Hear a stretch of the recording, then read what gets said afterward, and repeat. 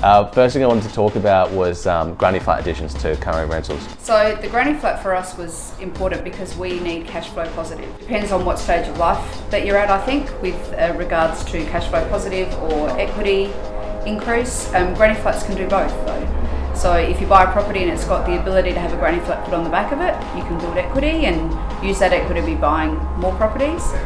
Or in the situation like us where there's a granny flat, it was perfect for us because it increased the cash flow from that property. So you get the rental from the front, rental from the granny flat, great investment. I want to talk about the vending machine story that you told me a while ago. You love it. There was one particular person I came across who was looking at ways to maximise her income from investment properties that she had, and they were specifically positioned properties for students. So she had focused on areas and transport and all that sort of stuff that would be an advantage for students to tenant her properties. And as another income stream, she thought, well, what do students do? They eat and they drink and they study late at night. So she added a few vending machines into each of her properties and filled the vending machines with things that she'd buy, and more than doubled her rental income from the vending machine. So that was a pretty good story. What can you do to increase your, buying capacity, and what things can you do to increase the equity on your current primary place or increase the equity on your current investment by adding one of these additions, whether that be dual key knockdown or whether that be a granny flat? For serviceability, if you need an extra income, then that's the yield discussion. And so that's things like putting in the vending machines and generating another income from that.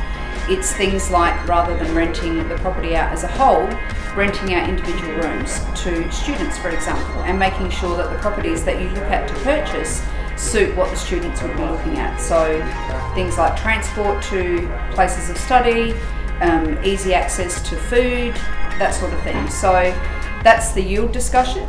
With regards to the granny flat, you can use that for yield and also for equity. As soon as you add in a granny flat, potentially the property is worth more, particularly to investors. So when, for example, the bank comes out to value the property, if they consider that as an addition that's added value, then you've got more equity to play with, and potentially you've got more equity to go away and buy your next investment property with. So it's really about determining what is your strategy, what do you need in your portfolio. You know, are you short on income? Are you short on equity? Are you short on both? How do you then utilise your property that you have, or how do you then look at a property that you're considering as a solution for either of those? And that's really how it all gets defined and how you come up with a strategy. So I guess in summary, you were just saying off camera that it's worthwhile checking with the council for council consent. Absolutely. In regards to whether or not you're able to have a dual key or whether or not you're able to have a granny flat addition on your property at all.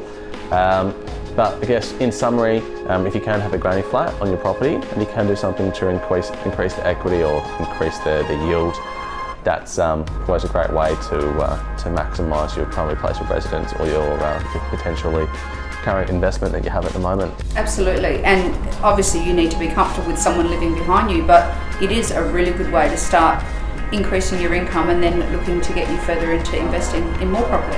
Yeah. Wonderful, cool. Well, thanks for coming in. It's been great catching up, and I look forward to our next catch up. Thanks for having me.